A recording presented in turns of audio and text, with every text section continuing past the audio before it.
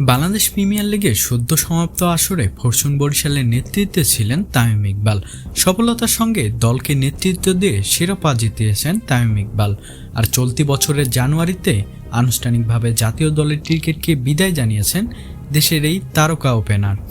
এবার গুঞ্জন আছে সংগঠন হয়ে বাংলাদেশ ক্রিকেট বোর্ডে আসতে চান তিনি। তামিমের বিসিবিতে আসার গুঞ্জন নিয়ে কথা বলেন বিসিবির পরিচালক ও সাবেক অধিনায়ক আকরাম খান। আজ বুধবার মিরপুরে সাংবাদিকদের সঙ্গে আলাপকালে আকরাম বলেন, বোর্ডে আসাটা নির্ভর করে ব্যক্তির ইচ্ছার উপর। যেমন আমি খেলা শেষ করার পর ক্রিকেট প্রশাসনের সাথে কাজ করতে চেয়েছি, আবার অনেকে আসেনি, হয়তো তাদের আগ্রহ নেই। সাবেক অধিনায়কের মতে কেবল ক্রিকেট নয়, যে কোনো খেলাধুলায় অভিজ্ঞ ও দক্ষ ব্যক্তিরা বোর্ডে আসলে সেটি সংশ্লিষ্ট খেলাটির জন্য ইতিবাচক। তিনি বলেন, যাদের ব্যাকগ্রাউন্ড ভালো, যারা ক্রিকেটের সঙ্গে যুক্ত কিংবা অন্য খেলাও অভিজ্ঞ, তারা এলে পুরো স্পোর্টস ইন্ডাস্ট্রির জন্য ভালো হবে। এই সময় দেশের বর্তমান অধিনায়ক নাজমুল হোসেন শান্তকে নিয়ে কথা বলেন তিনি।